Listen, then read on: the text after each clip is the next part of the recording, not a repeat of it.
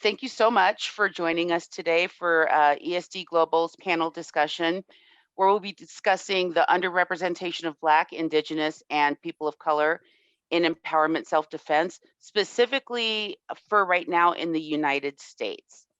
My name is Des, and I'm the BIPOC liaison for the curriculum development team with ESD Global, and I'll be moderating today's panel. I'd like to give a huge thanks to our panelists today for sharing their time, knowledge, and experience with us. As the ESD Global, there we go. As the ESD self-defense movement is growing, its reach is extending throughout the world, and there's still a lack of representation from the BIPOC community, and that's Black, Indigenous, and people of color. People of color are presently underrepresented as both students and instructors. In this talk, we'll begin to explore some of the possible reasons why more people of color are not taking or teaching empowerment self-defense and looking for ways to reach out to this underserved demographic. So I am Dezel Shallenberg. I'm a student instructor with Impact in Colorado, and I'm also an empowerment self-defense instructor. I was drawn to the work of personal safety and self-advocacy after the 2016 election, when I noticed an uptick in assaults against people of color and other marginalized communities. And as a Black woman in America, I realized that the only way for me to feel safe was to begin to help others feel safe. And so that's when I became really involved in self-defense. And I've just noticed in these years of taking and teaching self-defense that I am usually one of the few people of color in these spaces. So joining us today, we have Brenda Jones and Nicole Snell and Tish Tabb. And so Brenda has been a staff member of Safe Horizon, the nation's largest nonprofit victim assistance program, since 2012. She works as a senior case manager in Safe Horizon's Brooklyn Community Program, located in Brooklyn, New York, counseling survivors of intimate partner violence, sexual assault, and community violence. She was also a member and one of the lead empowerment self-defense instructors with the Center for Anti-Violence Education in Brooklyn, New York, for over 35 years, teaching adult and teen cis women and transgender adults. In January 2021, Brenda joined ESD Global as a new mentor and will be facilitating the new ESDG BIPOC graduate group. Wave, Brenda. Awesome. We also have Nicole. Nicole Snell is a dynamic international speaker, workshop facilitator, and self-defense instructor specializing in sexual assault and violence prevention, education, and personal empowerment. She is the new CEO of Girls Fight Back, the world-renowned personal safety and self-defense seminar for women and girls, and is the creator of #OutdoorDefense, an IGTV series that aims to help people stay safe while enjoying the outdoors solo. Nicole graduated summa cum laude from CSULB, is an NACP credentialed advocate, is a collaborative partner with Difference Makers, 10 Strong, and sits on the board for Impact Personal Safety, in addition to being a lead instructor. Nicole has traveled the world educating people at military installations, colleges, high schools, corporations, and private groups. She believes that everyone has the right to walk through the world feeling safe, powerful, and confident. Say hi, Nicole. And we have Tish Tabb. In the late 1990s, Tish Tabb trained in Goju Karate at Brooklyn Women's Martial Arts and Center for Anti-Violence Education in Brooklyn, New York. She became a self-defense instructor for the organization in 2001. Her experience includes teaching basic and advanced ESD, de-escalation techniques, and verbal assertiveness, upstander workshops, and train the trainer events. She has taught classes focusing on sexual assault, intimate partner violence, and police violence, as well as those specifically geared to survivors, LGBTQ individuals, and Muslim women. She prides herself in having a diverse student body whose ages range from 8 years of age to over 90 years old. She has taught individuals from multiple gender identities, ethnic and cultural backgrounds, social economic groups, and sexual orientations. Over the years, she has taught on-site, Over the years, she has taught on site at schools, colleges, and universities, workplaces, community events, block parties, churches, private organizations, and for hospital staff. Tish is a focused and passionate instructor, and she greatly enjoys all aspects of self-defense, growth, and empowerment for others. Hi, Tish. Hello. Hi. So the theme for this topic is about being a person of color in self-defense, specifically empowerment self-defense. Within the ESD and impact world of self-defense, there's a noticeable lack of BIPOC students. What have each of you noticed as a woman of color in self-defense, both as a student and an instructor, in regards to this topic? And anyone can start. I know everyone has a lot to say. Someone's just got to start. I'll start. Thank you. Because I'm also very interested to hear what the other panelists have to say. My first experience with self-defense was being a student under Brenda. So to me, there never seemed to be a rarity of women of color, because my teacher was a woman of color and my mentor was a woman of color. And I've been lucky enough to have that experience. Also, I believe because we are in New York City, that there is a more diverse population. And so teaching people of color doesn't seem to be a rarity here. We've had the opportunity to teach at public schools, a lot whom have many students of color. We've been able to teach at various different community events, those who have different ethnic groups. And so people of color never seem to be a rarity. So that's just been my experience. I also feel that sometimes there could be like a cultural view of self-defense. People of color, especially in the United States, may have a sense of already needing to be protective of themselves since a very young age. And so they may not always see self-defense as something that is a tool they need to be added to their personal skills. But I realize that self-defense goes way beyond the physical. A lot of it starts from just crossing boundaries. A lot of it has to do with de-escalation. And I realize that self-defense can be so much more powerful in many different places, even outside of just what ordinary people would think of self-defense, which is like the public streets, right? The need for self-defense indoors, as we know now, and even in workplaces, is incredibly important. And being able to teach people nuances of self-defense, of not just the physical, but also the softer sides of it that can keep people safe is really, really important, especially today. Mm-hmm. Thank you. Yeah, I think, what Tish said about the fact that, the students that we reach, particularly in terms of our workshops, going out into community has been something that's really important. To be able to go to different places where people are, as opposed to having the expectation that people will come to us. That was something that became very important early on when the Center for Anti-Violence Education was Brooklyn Women's Martial Arts. Before we had the term empowerment self-defense, when it was women's self-defense, we knew we needed to go out into the community. And at that time, the majority of the teachers were white women. And this was in the early mid 80s. And there was once again that question of where are the women of color? When the question was asked, the few of us that were training in the karate school kind of said, oh, well, teaching, interesting. Why not? Let's check it out. Let's try it out.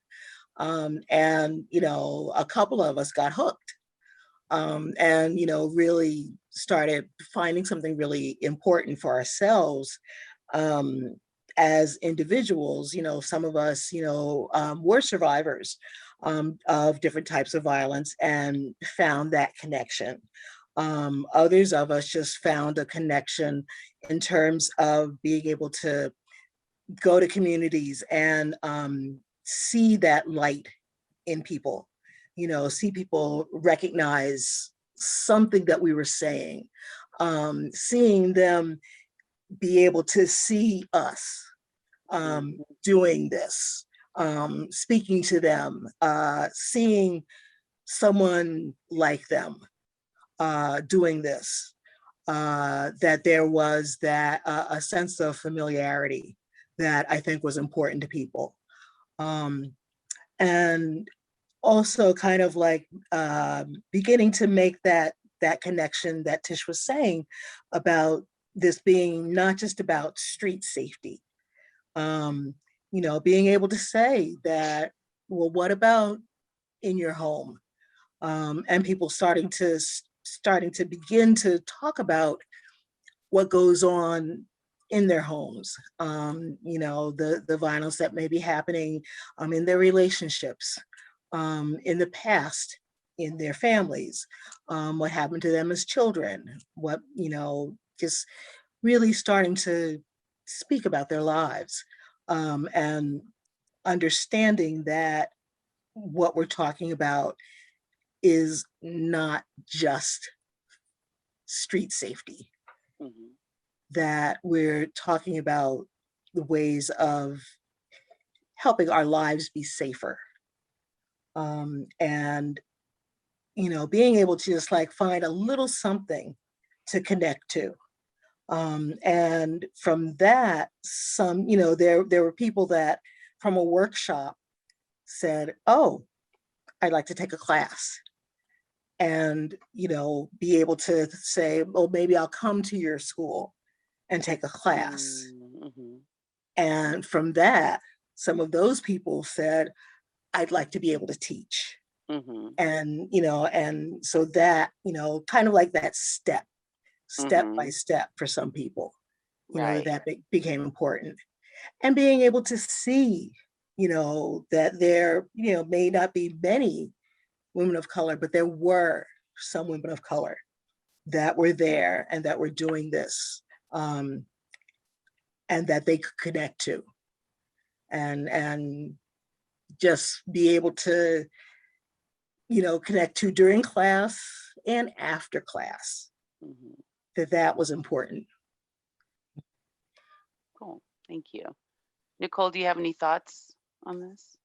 From your Yeah, experience? I echo what both Tish and Brenda said about the importance of explaining that self-defense is more than just the physical skills, that it's so much more. It's about all the different ways that we're protecting ourselves every day and managing the situations in our interpersonal lives and our family lives and with the people we know and our coworkers and things like that.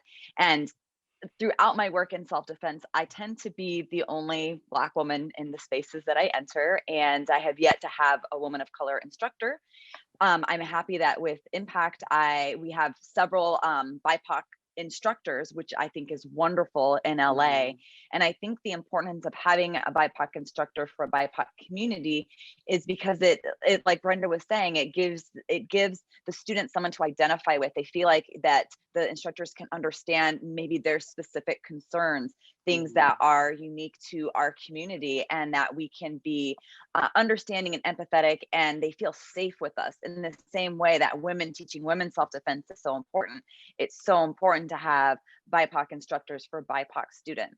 And I've had the honor and the privilege of being able to teach in schools that were underrepresented or in marginalized communities. With Impact, we did it was a few years ago, and we worked with LA County Parks, where we offered free self-defense classes to LA parks in underrepresented neighborhoods, and BIPOC communities, Black communities, Spanish speaking communities, where we had to have translators come in to help us translate the class so that people could understand what we were saying. And the amount of positive feedback we got from coming there and teaching, people would ask us, when are you coming back?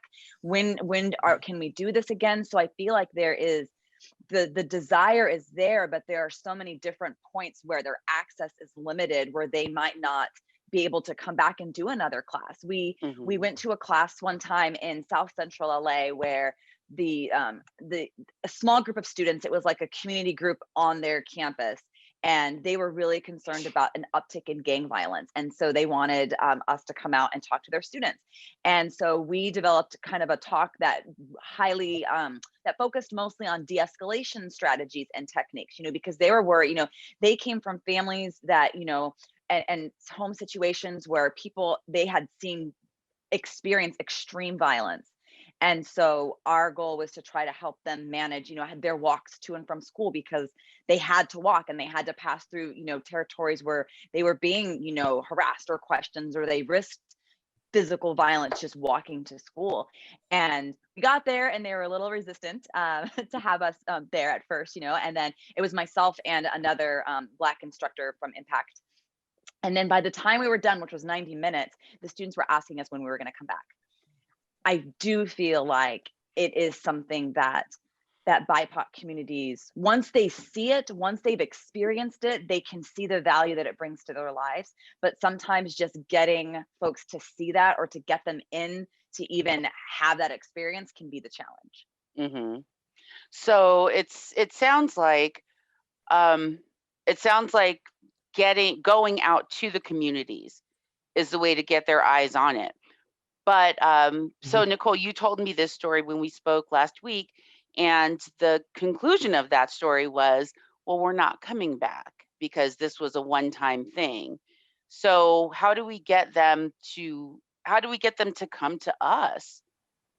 Like once we've done the outreach, or do we continue to make that part of your community service where you just provide it for free? And then at what cost to your own life, right? Because we all have to make a living. And we want as many people to see this work as possible. But based on the survey that I did, financial was the top reason why people couldn't do it. Financial was one, and then location was another.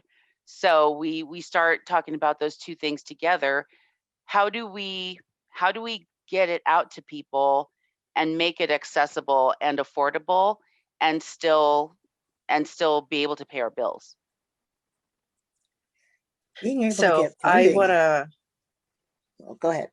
Oh yeah, sorry.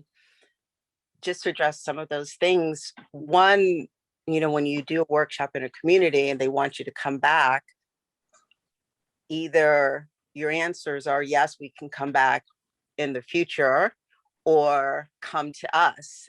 But first you have to have both of those possibilities. So if you don't have a place where they can come and learn more, that needs to be established if you want to continue that input of individuals, and especially people of color, and especially women of color, to the opportunity to say, well, we can come back to do this again for your neighborhood, your school, but we don't have to limit it there. If you know anyone else who would like to see us and have this workshop, please let us know and we can reach out to them. So that availability is really key, because you need to have that before you can grow, right? The other thing that I thought was always really powerful at the Center for Anti-Violence Education was that there are two policies. One, a sliding scale fee. So what you paid was based on your income. And if you were a survivor of sexual assault or domestic violence, you were able to take classes for free. So just being able to be flexible with that. And then providing free childcare was key, I think, especially for those women who were concerned that I can't come because I have to stay with my young ones and things like that.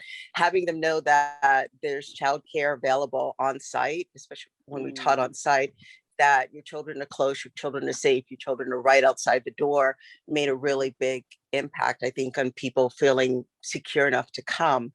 And then someone else had mentioned grants, of course, is as a non-for-profit organization, you really need to reach out to those lenders and those people providing funding and let them know the importance of the work so that you can be able to have those grants to support those communities who are not able to pay for themselves, and just show the value of that.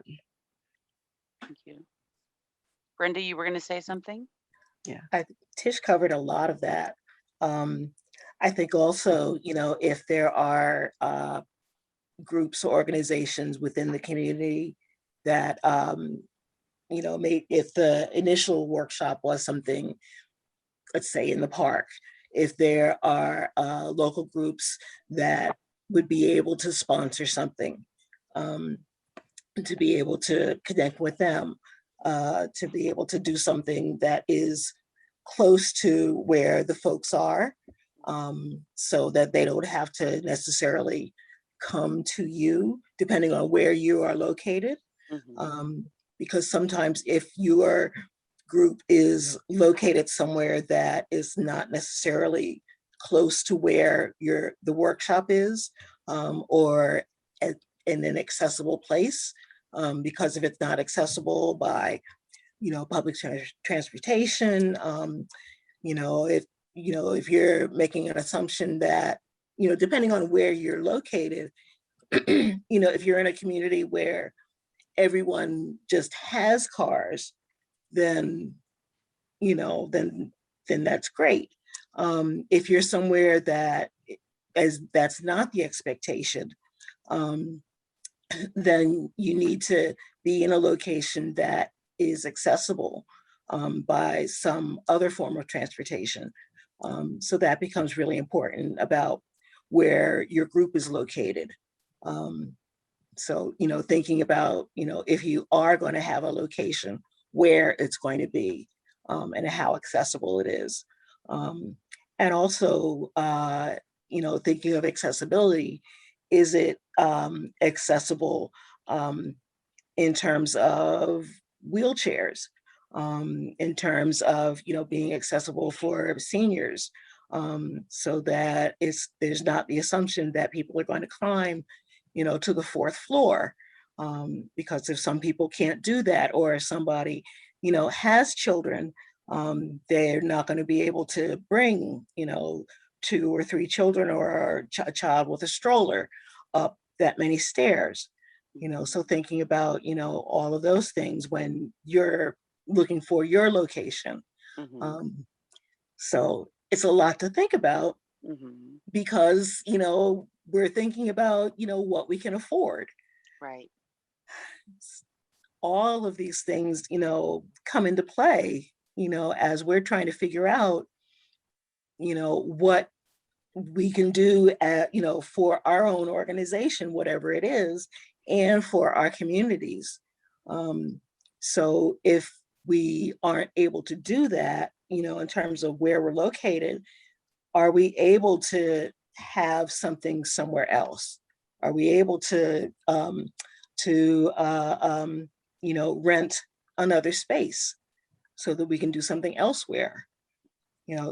Trying to think a little bit outside the box, so that we can, reach other communities. That may be something really to think about if we're really trying to, at least in those ways of looking at how we're getting out into communities more.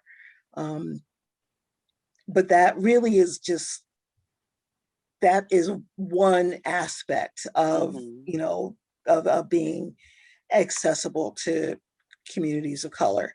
And we haven't even gotten to talk about, the curriculum, what we're teaching and how we're teaching it. That's like next level. Oh yeah. Yeah. Well, we're going to talk about that too. Yeah. So, I know. Nicole, do you have any thoughts to add to that? I think Tish and Brenda covered it so thoroughly, all the different access points, childcare.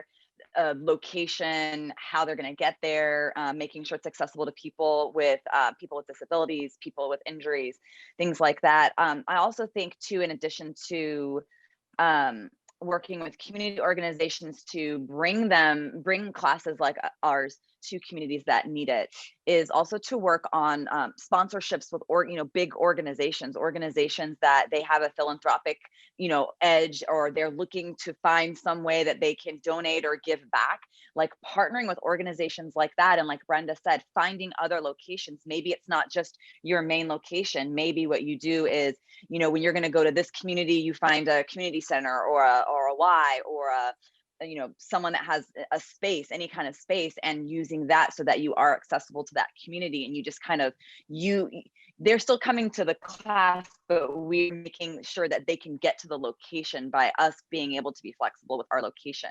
A lot of what I do with Girls Fight Back is I primarily travel. Well, not since COVID. Now everything's virtual, but virtual adds another layer to accessibility. Do people have access to a computer or a phone or a tablet or Wi-Fi to be able to take these classes? Do they have to share it? There's some classes that I teach where, we encourage people to have their cameras on, but sometimes people aren't comfortable with what their background looks like, or maybe they have, people coming and going in their house, and they that's not something they're comfortable showing to other people on a Zoom call. And so they have their cameras off. And so they can still take the class and participate, but they're also limited into how much they can do because we can't see them, we can't correct their form, things like that, which adds another layer to it. And how do we address that other than, finding ways for them to maybe go somewhere to access, but that might not always be possible based on where they are and their situation. But how can we maybe then get organizations to help donate, equipment, donate phones, or rent or something like that? Because we know virtual is going to be around for a bit. How can we serve communities then that can't be in person and need to have things offered virtually? Okay. Yeah, all that makes sense to me. So here's my next question. So let's say that we've gone. And I just want to add. Oh, yeah, sure. Oh, sorry. I'm sometimes a little delayed with my internet. I just want to add the quick benefit of teaching at locations off-site. So like at a YMCA, community center, a church, schools, it not only increases accessibility, but it brings in an element of familiarity. So sometimes people who are nervous or never would have considered walking into our space to teach a class will feel comfortable in their church, in their mosque, right? In their community center, at their YMCA that they're already familiar with. And then that sort of helps to alleviate a sense of nervousness about doing something new. And we've had the opportunity of, especially with working schools and sometimes like drop-in centers, to be able to do classes on a regular basis. So like either for 5 weeks, 7 weeks, 10 weeks, 20 weeks in a row, because they have that space available. So we become familiar to the groups there instead of them having to adjust themselves to a new space. So that's also one of the benefits of being able to go out into the community and to teach. Great. Love that. I love that. That's a really solid point. So once we get out there and get to where they are and then bring them into our classes, how do we keep them interested? And I think this is where we start to talk about diversifying the curriculum somewhat. So my question is, in your experience as both students of self-defense and instructors of self-defense, do people of color have different needs? Like, are there different things that we need to talk about or explore in empowerment self-defense? Yes, absolutely. I feel like there's a lot of the curriculum is universal, being able to set boundaries, understanding our intuition. Like some of the core things we teach are just core human experience. But BIPOC individuals, we have different experience living in the US. I've had more folks coming to me now asking for classes and asking if I will address how to deal with microaggressions, how to deal with someone who's being, extremely racist and yelling, and how do we deal with that? And then we have the anti-Asian hate crimes that have been happening more, and people wanting to know, well, how do I de-escalate? How can I deal with this? Which is a much different experience than maybe someone who's white that might not have that same experience. And being able to adapt our class plan to address those specific concerns I feel is important to be able to add to our classes, so that they feel like when they come to a class, they're not just getting, the general information, but they're getting something that is going to be very specific to their experience and something they can take away and continue to use, and they feel like it's applicable to their life. Mm-hmm. Mm-hmm.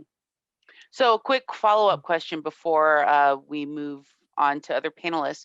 So do you think that like Black and Asian people can benefit from the same class, like Black, Asian, Latinx could benefit from the same class? Or do you think that there need to be separate classes?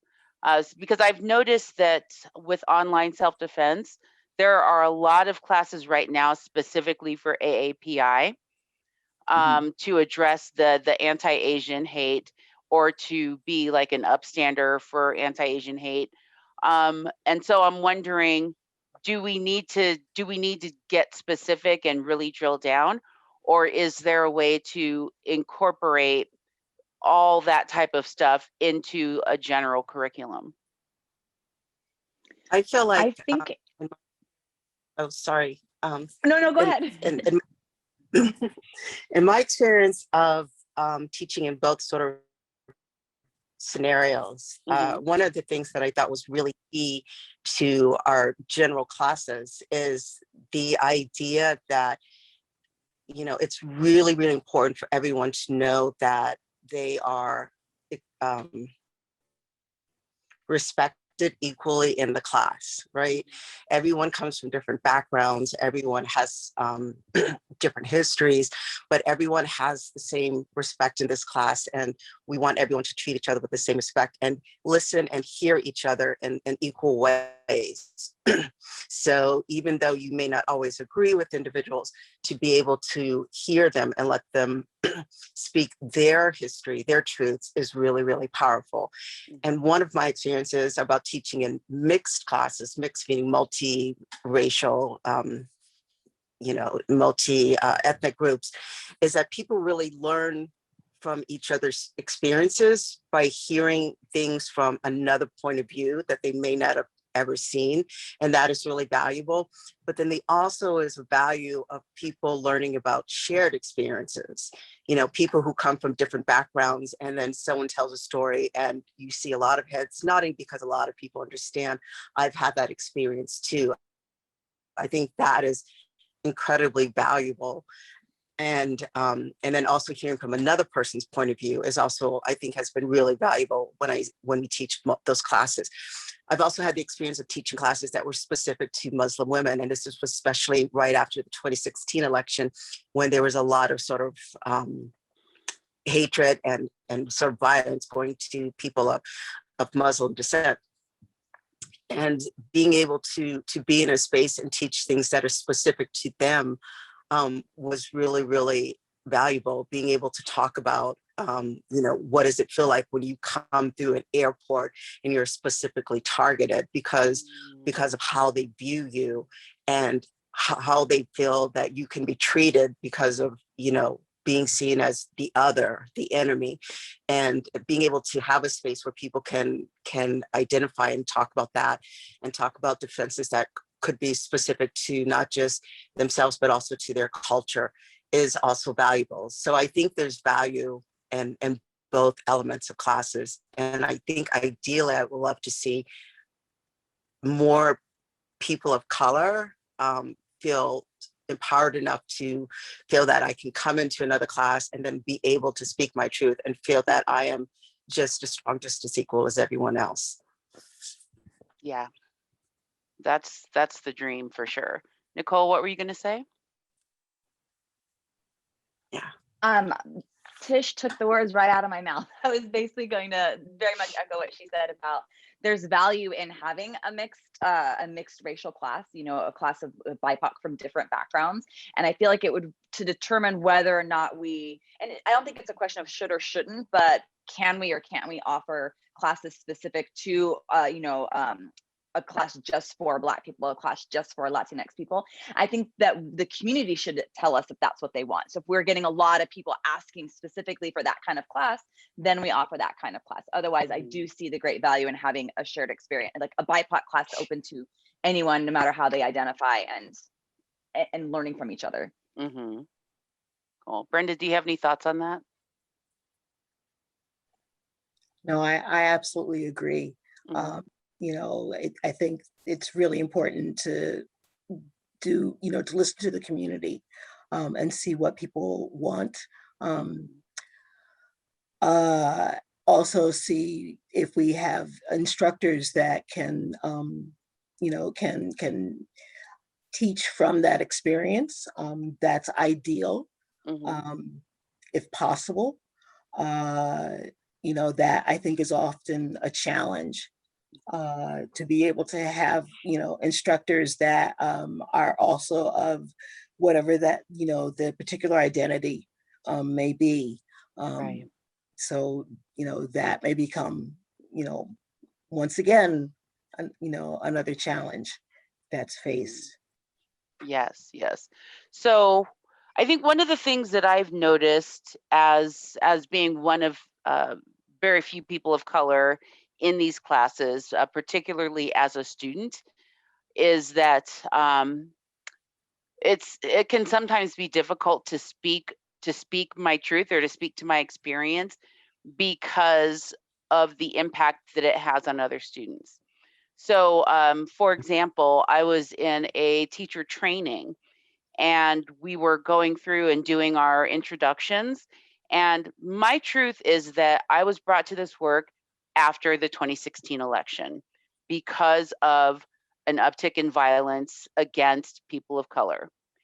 And I was corrected by another one of the another one of the student instructors saying, you know, just for comfortability of the group, maybe don't mention the election in your intro if you're an instructor, because that can be divisive.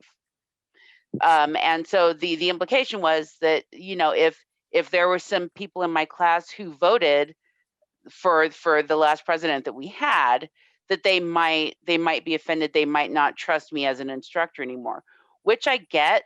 And also I'm being silenced. And so once that happens, like, I don't think that I would feel safe to then talk about the microaggressions or someone touching my hair or, you know, all these things, for fear that someone in the class will have done that. And now we're going to have to make it about them.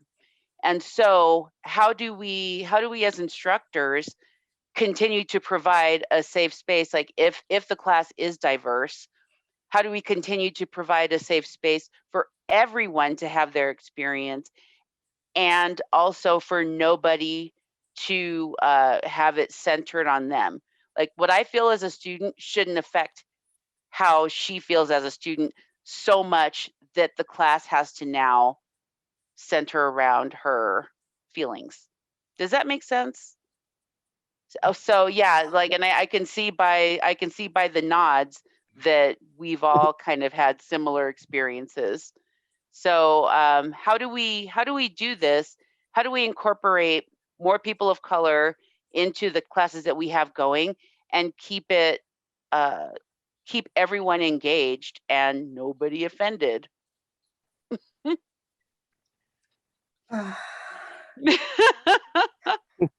Boy, it's, you know, I think that's one of the biggest challenges, you know, as an instructor.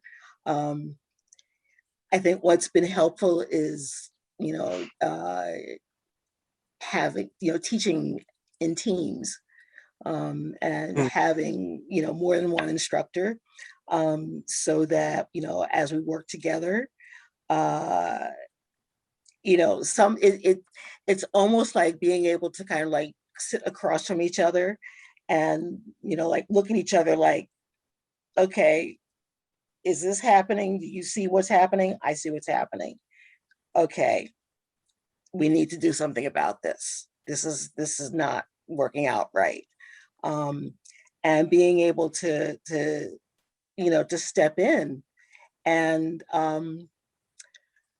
really take control of the conversation. I think I found that there have been many times, maybe not specifically about issues of race, but about different microaggressions that happen in class, where you really have to kind of like step in and basically kind of like shut it down, and almost separate the people. It's like, okay, we're gonna stop here. I'm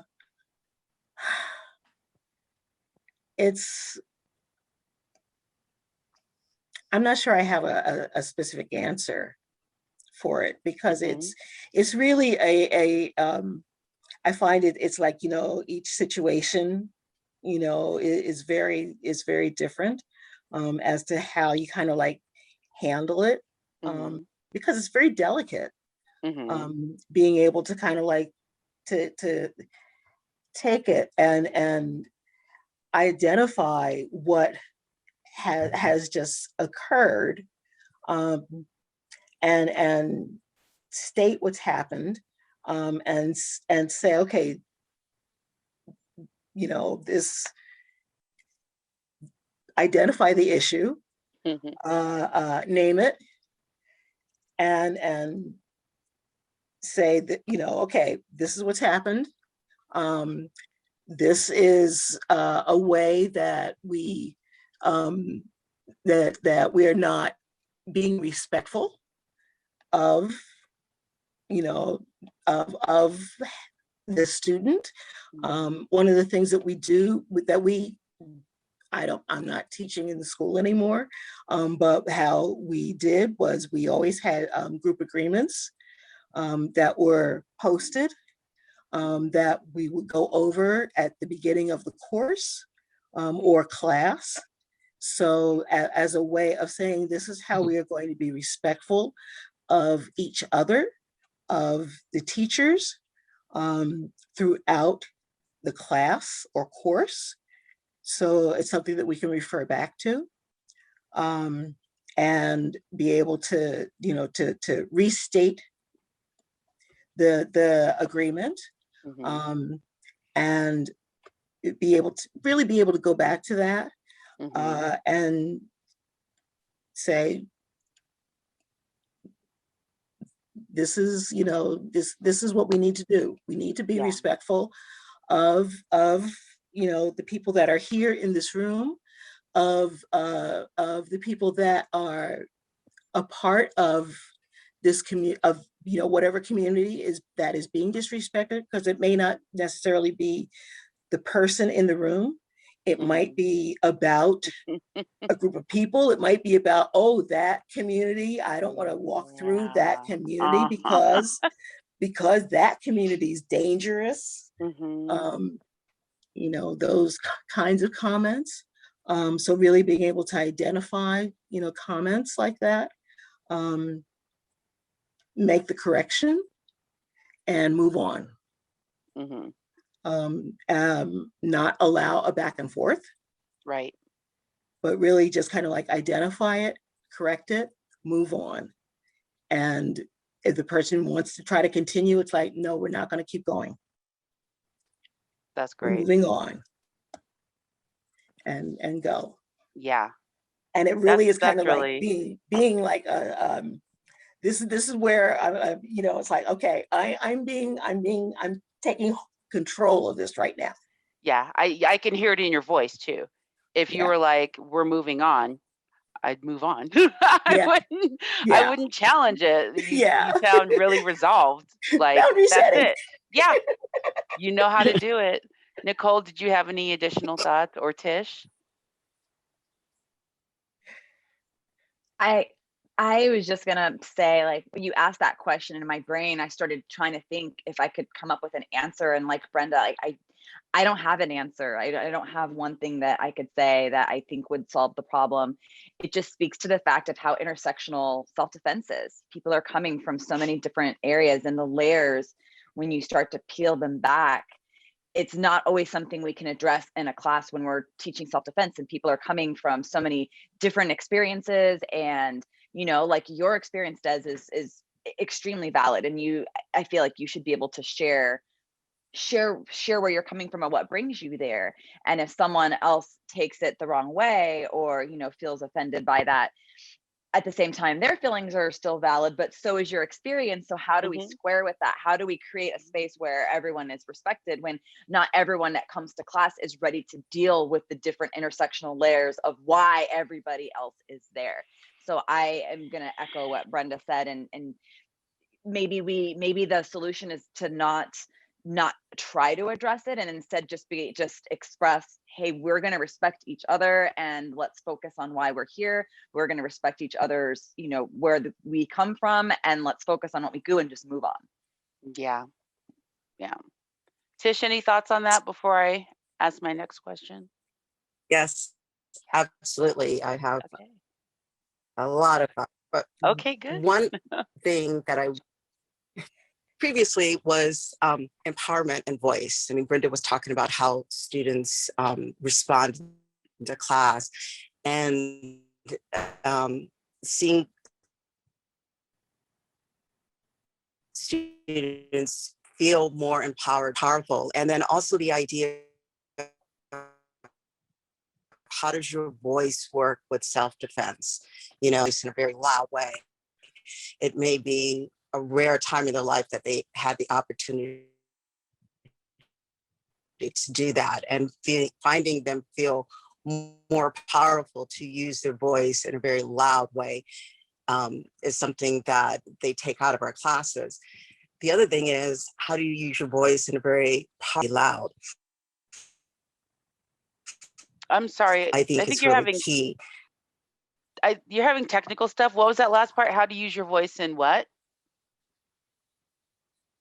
Very assertive way Mm-hmm. without needing to be loud is really key. And I would have a hard time not using my voice, not speaking up to something that I felt very important to. I do agree that it's important to try to leave politics out of self-defense in some ways, but I think it's important to talk about what's going on. So stay away from sides, but bring in the reality of where the violence is in this world, where the distress and who is it affecting is really key, because I think it is important to point out what is actually happening, and to point out different people in different ways. Important. Also talk about who are your attackers, who are the safe people and who is not safe, and to point out that in all areas and all groups, and it's not to look at the one identifier like male, female, black, white as who I hear. Why is this making me feel that I need to defend myself? Why is this making me feel that I'm being used or taken advantage of? And the key, I think, is to keep going down to different layers. One of the things when we had our upstander groups, especially after, and saying something like, that's racist. And I felt very strongly not to use the word racist, because I knew at the time it was a trigger word and it would automatically shut people down from hearing anything else that you had to say. So I thought it was really powerful to say like something as generic as, that's not okay. That's not okay with me. And so that goes across all situations, not just that specific racial situation. Mhm. So I do think it is really important about what you say, teach, and what is you're trying to, and with regards Tish, can you to hear me what you were okay? told about Tish, can you hear not me? bringing in the, let's agree with that comment. I, yes, Can you yes. seem to be freezing a lot. Can you maybe turn off your camera while you're talking to see if that helps for us to hear you better? And Okay. now, there you go. I, I, I think when someone told you not to mention the elections, I totally disagree with that statement. I think it's important to maybe not necessarily mention what political person you voted for, but to talk about, what actually is happening with regards to increase or decrease in violence, and a sense of who is feeling more or less safe because of the circumstances that we're now living in. Mm-hmm. Yeah, I would agree with that. Yeah, it's actually really interesting to especially the way that things were in the last 5 years. It I've I don't think it was possible to address the violence happening against people, marginalized people specifically, and not bring politics into it. Without even naming names, like saying the names of the people in charge, we I think that we know where it started, where and when it started, when and where people became emboldened to assault people of color. So yeah, I mean that there are times when you're not going to be able to separate what's happening from saying this is the cause, or this is maybe where it started. So it's a dance for sure, keeping politics out, but also saying that, like, for me, my reality, my truth is that men in red hats, like, I stay far away from them. And we all know where that originates, right? Sorry, but that's what triggers me. And so here is a question for you all. How do we provide an inclusive learning environment? How do we provide scenarios that are reflective of what our students of color might be experiencing in a space where they are not all people of color? So how do we handle uh, I don't know, like, so we see on the internet all the time, right? Karens, right? And it is usually like a specific type of person who is harassing people, like, for speaking a different language or whatever. So how do we bring that experience into the classroom without offending everyone else? Does that question make sense? So and without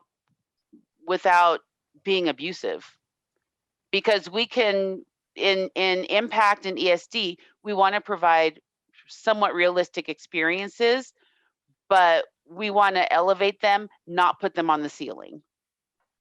So I, where is the balance? I think it's important to first point out what a Karen is.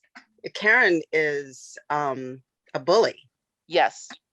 That person is a bully. So that behavior may come from a white woman of color, but it could also come from a young Black African teen bullying another person in their school, right? It's Mm-hmm. the same behavior, you're just changing the face of it. Mm-hmm. So focus on who's doing it, but what the behavior is that I feel that is wrong or inappropriate, or that you want to kind of stand up against. So again, focusing more on behavior than where it's coming from, because I don't think there's any one group that's all safe or one group that's all harmful, including men in hats. Like, Yes. I would be cautious, but not assume that everyone is dangerous, because again, that puts blinders on to who is safe.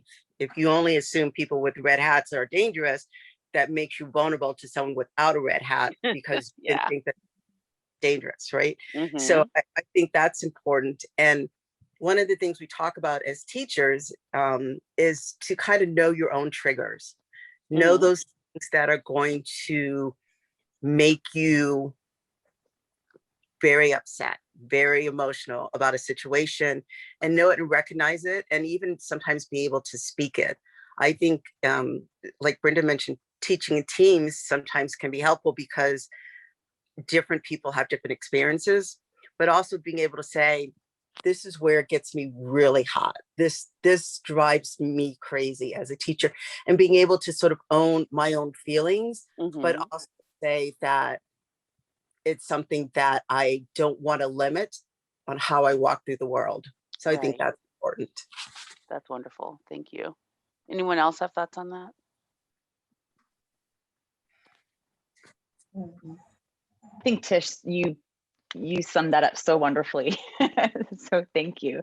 And I want to just add on, I guess, just a little bit to what you said about, if we only focus on the people, the men in the red hats, if we only focus on them as they're the only ones that could be dangerous, then we're putting blinders on to everything else. I think that's so important.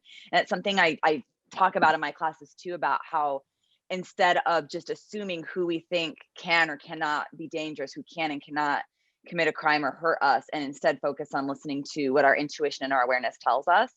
And I think we can say that in class. We can call it out, for lack of a better word. Like, people in this class may have had different experiences, and if you want to take me to the side and ask specifically how it may apply to you, or kind of couch it like that in a class so that it is inclusive but not necessarily calling anyone out, that might be another strategy. That's awesome. I love that. Thank you. Brenda, did you have anything to add? I was just thinking also, there may be some classes, maybe some of the classes that are with specific communities, where you actually would be able to have some scenarios that are, targeting specific situations, because, these are situations that would come up. I'm thinking of workshops that we've done, classes that we've done for LGBTQ communities, where we will come up with scenarios that are very specifically of homophobic, uh, um, incidents, Mhm. things that are said or done, or transphobic incidents, things that are said or done, so that people can, really think about dealing with those types of situations. So I think it, can be useful, in maybe in, a workshop that is specifically for, Asian communities, for Black communities, for Latin communities, for Muslim communities, where you get to look at scenarios that are very specific for, what we deal with, Mhm. so that we are doing this, with, amongst us, so that we have some similar, uh, um,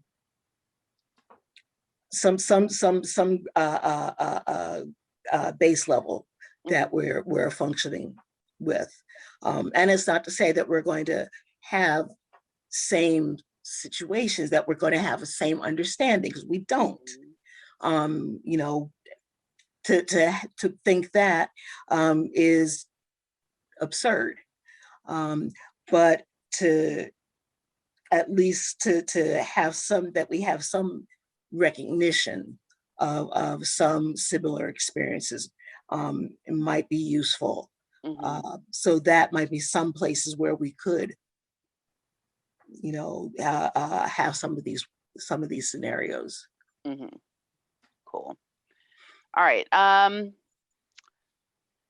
think what I want to do is look at some of the questions that have come in and get your opinion on that. So one of the questions is, what can we do until we have enough BIPOC instructors trained?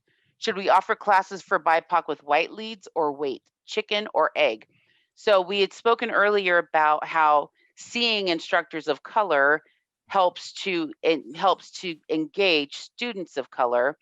However, in order to get more instructors, we have to get students of color, get them trained and retained. And so until we have enough BIPOC instructors for an organization where maybe there aren't a lot, how do we do it? Do you bring in guest instructors or have white leads? It could be I both. think. Oh, Yeah. No, go ahead. I was just going to say it could be both. Mm-hmm.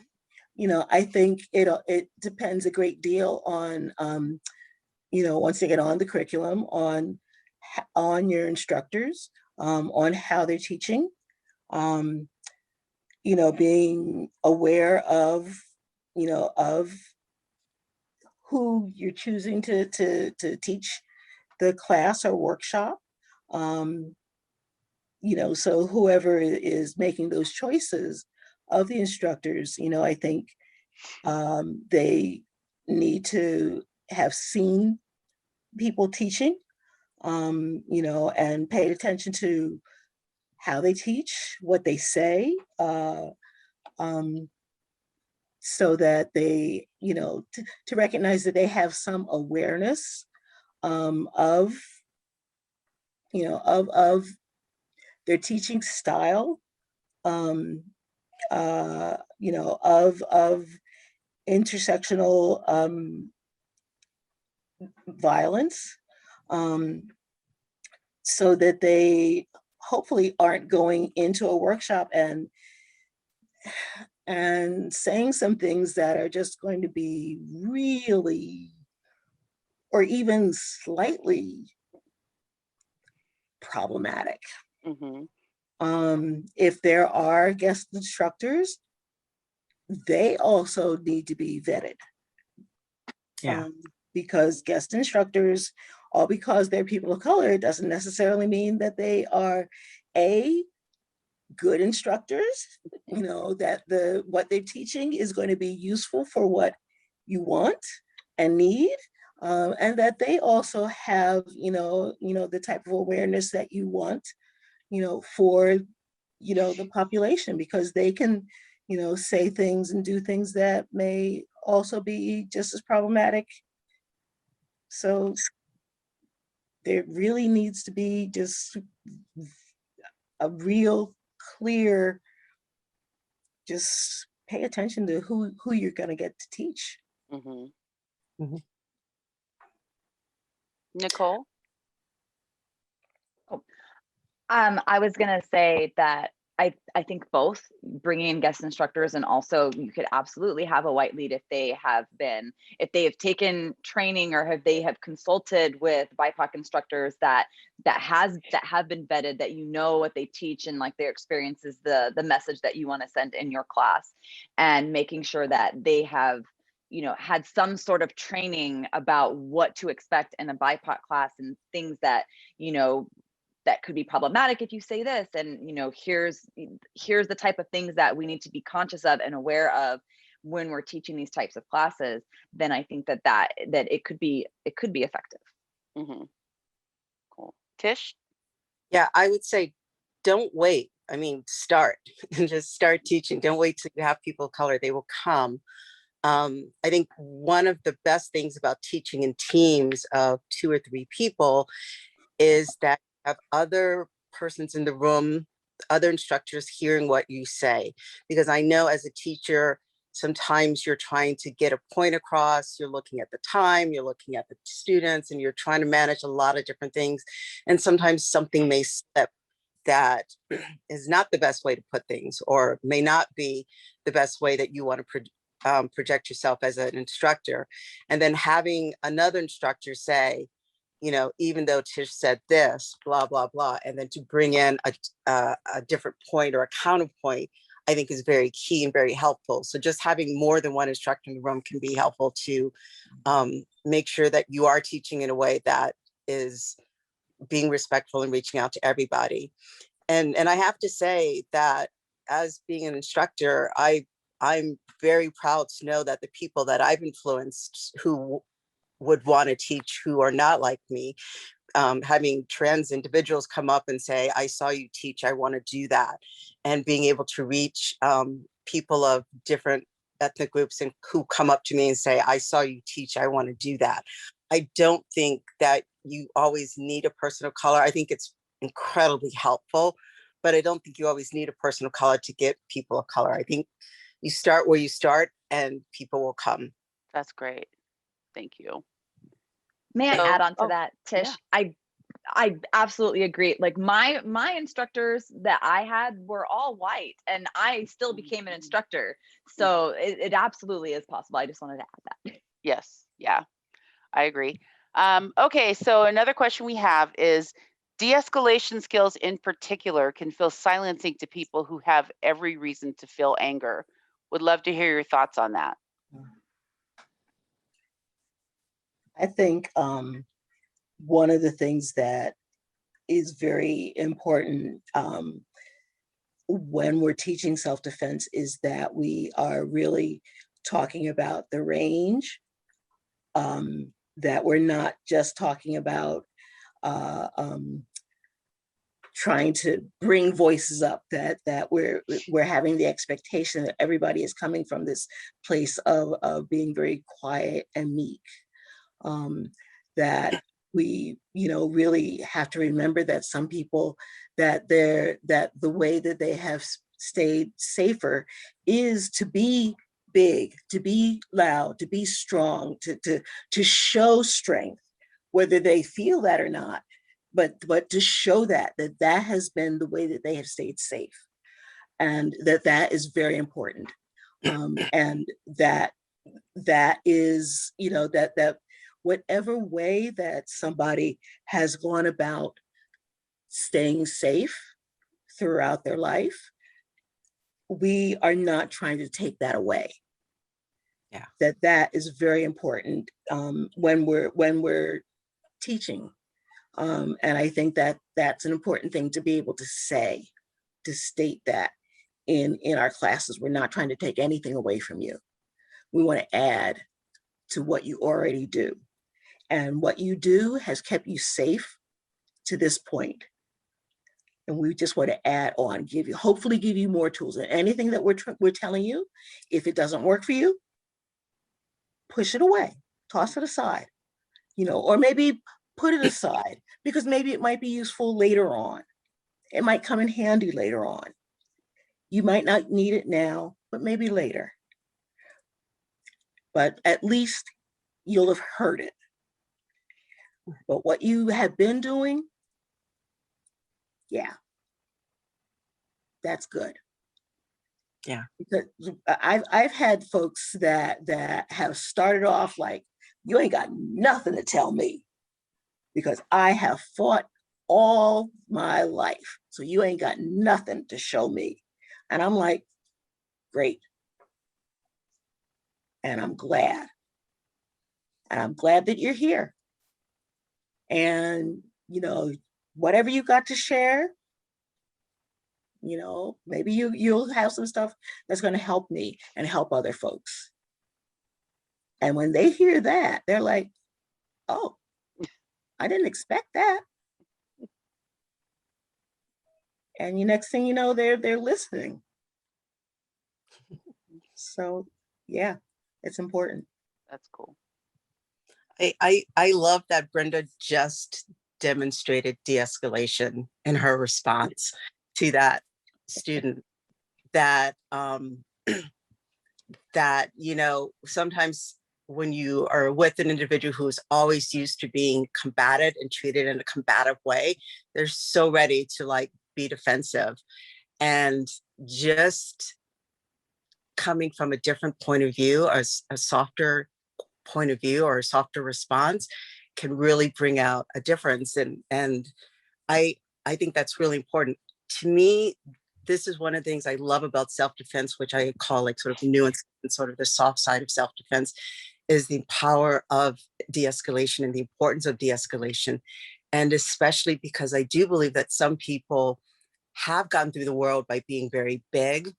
And when you ask them to be quiet and powerful, they get a little stuck. And I think most people have trouble being assertive in general, using their voices to speak up. I think it's important to point out the benefits of being loud, but also some of the drawbacks and some of the things that could be dangerous about being loud is important. And to teach people different techniques of de-escalation, because something may work in one situation, but not in another. And maybe something works for you, but something else doesn't work for you. That doesn't work for me. I could never do that. I think it's important to give people a range of different things they can do, and then to also have them practice right then and there. Because sometimes people may think, I'm going to say it this way, but the challenge is when you actually say it out loud, how does it make you feel? And I've had those students who say like, this will never work. This will never work. And then you have them do it and they're like, that worked, you know? So I think it's really powerful. But de-escalation and assertiveness, being able to be assertive with a soft voice and bring your power in that way is really key for self-defense. And that's one of the layers of self-defense that I always love getting to. And sometimes also not necessarily calling it soft, but even saying calm. Yeah. You know, sometimes even just like changing the word is like the nuance for some folks. Or being still. Yeah. Nicole, do you have thoughts on that? I mean, they both answered it so wonderfully. I don't know I have much more to add. I know we have other questions to answer, so I don't want to take up too much time, but I will just agree with what the other panelists said. Okay, cool. Thank you. Okay, so here's another question. Are there tools you use to create an inclusive learning environment? Go-to things you use in every class that allow the learning to move forward, but provide a safe space for BIPOC partners? I think language is one of the most inclusive things that we can incorporate into our classes, and having inclusive language and understanding what that means and how to use the language properly, because the language is consistently shifting. The term BIPOC is pretty recent, right? It came about like last year during the George Floyd protests and the Ahmaud Arbery murder and all the protests and things. And around that time is when the terminology started becoming more popularized. So the language is constantly shifting. Language is a living, breathing thing, and how people want to be addressed and how they feel respected in being addressed as, and things like that. I feel like that is one of the best ways that we can be inclusive, is to understand the language to use, make sure that we're using inclusive language, being open to constructive feedback if our language is not inclusive, or if we're using a term that maybe we think is inclusive, however, a student tells us that it's not, or they would prefer to be, referred to in a different way, or they self-identify in a different way than we're, calling, the blanket calling people in class. I just think it's important to have that communication and understand the language and use inclusive language. Any other thoughts on that?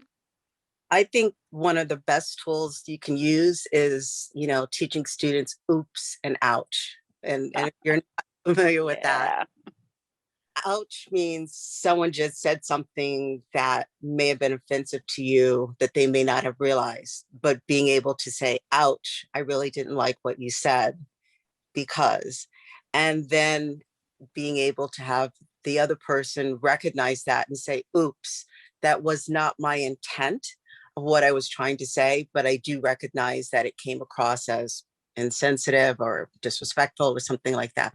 So I think that's probably the most important tool for making sure people feel inclusive. And then also making sure your teachers are doing that as well. I mean, I myself as a teacher have definitely had times when I say, oops, I didn't mean that. I said it, I made that mistake, you know, and seeing teachers being human and being able to make mistakes, I think is one of the things that helps other students feel comfortable enough actually saying oops themselves. That's great. Brenda, any additional thoughts on that? I definitely agree with what both have said. I think just also in addition, having group agreements, class agreements, either some, that maybe set things that you want to always have, but also seeing if there are things that come from the class, of how people want to feel respected, throughout the class. So that hopefully that can be a way that people feel like, okay, they have a part, they have a say in how things are going to go throughout the class or course. That's great. And that it can be something that they can add to throughout the journey. I love that. I love the group agreements because it steps in front of any potential problems. And I think that's nice. And it's something to refer back to. So it's not, this isn't coming from me as the instructor. This is the thing that we all wrote and we all agreed to. Okay, here's another question. How can we address microaggressions better? We have always validated students' choices no matter what they needed to do to feel safe. But crossing the street or clutching a purse when that response comes from prejudice and not intuition is harmful to BIPOC. And then they followed up with, I mean microaggressions as self-defense mechanisms to address faux fear taught by white supremacy.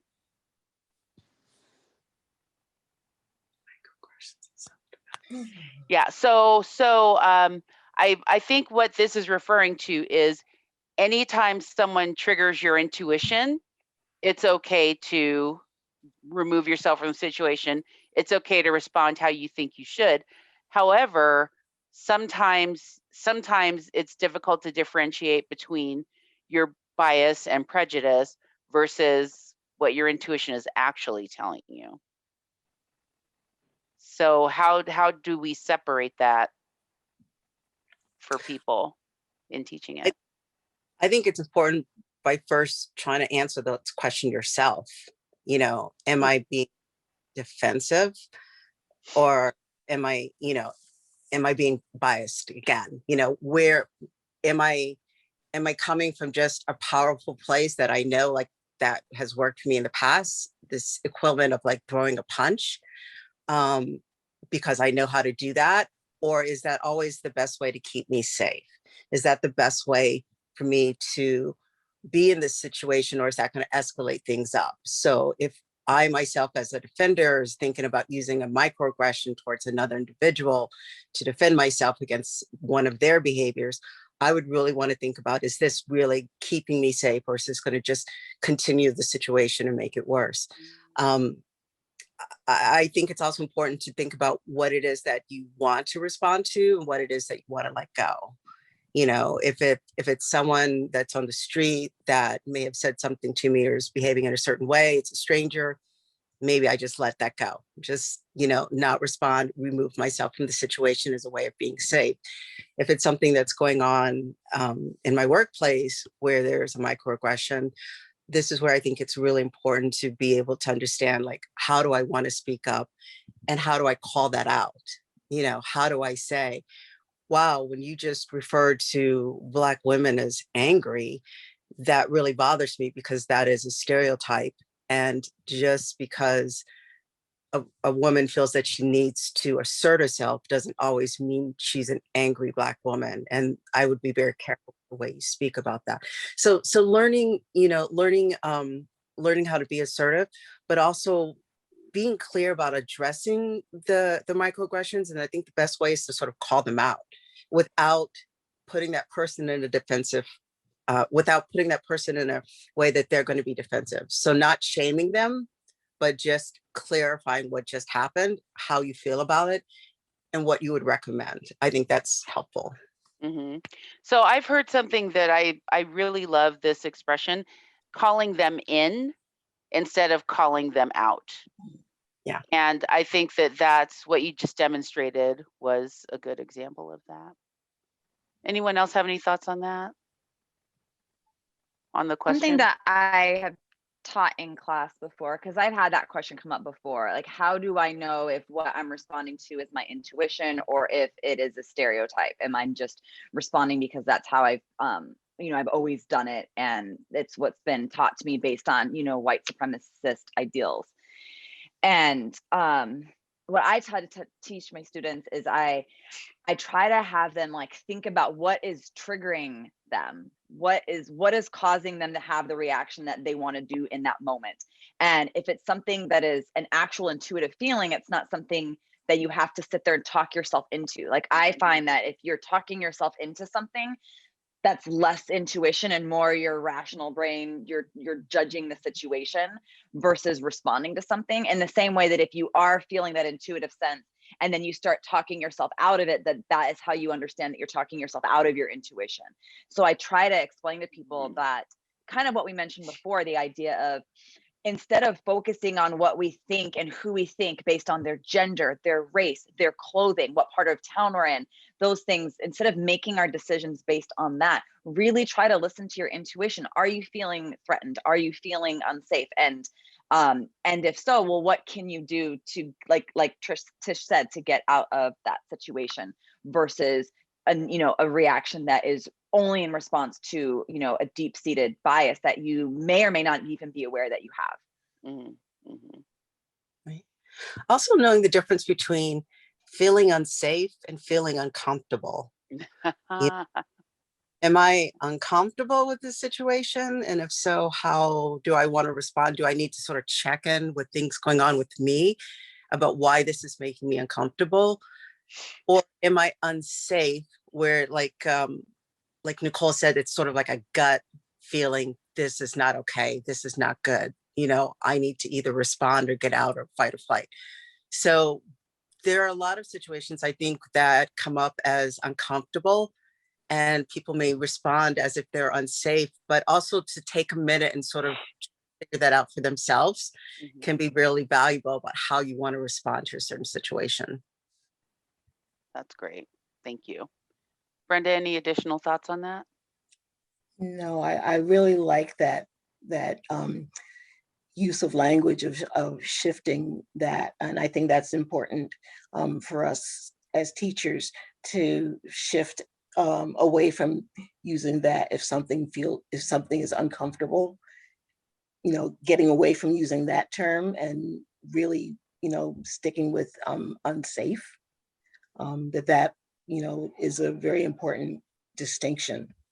Thanks, Tish. Okay, and then last question I see here. How can allies pragmatically support more of the BIPOC community becoming instructors and leaders in this space?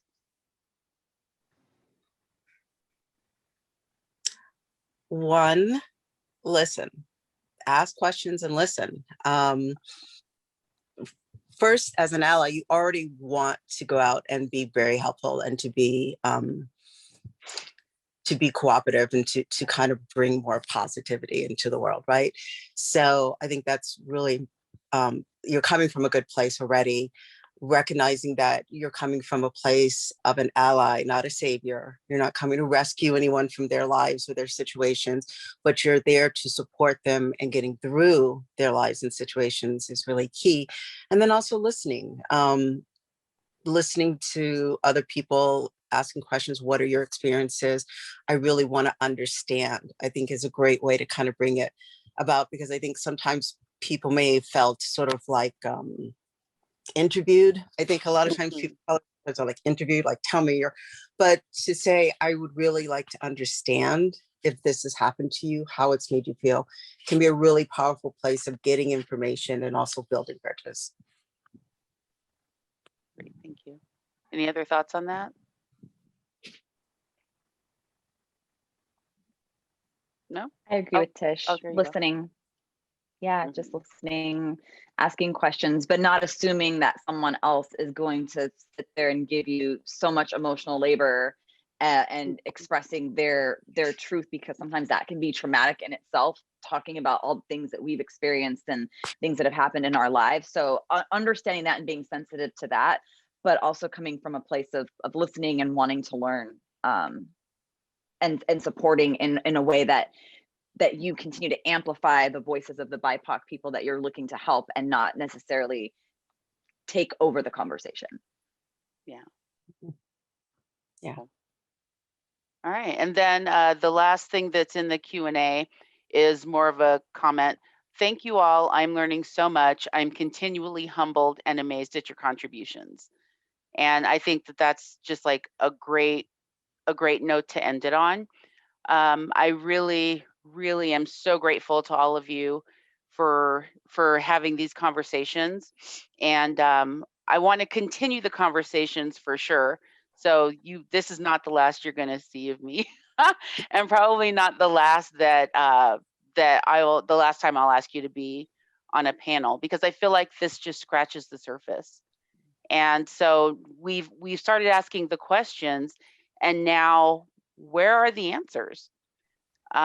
So we just get to keep working. And I think that the curriculum does need to be a living document. And to that end, I'm working on, for the ESD global curriculum, I'm working on decolonizing it and making it more inclusive. And so I will definitely be hitting you all up for some pointers on that. And then I did add a survey, or someone added a survey for people of color to go and fill out, just regarding people of color and personal safety. So I hope that you all will do that and share it, and let's just keep getting some information. Just a quick note, so far, the top 4 barriers for people of color getting self-defense training. The first is financial.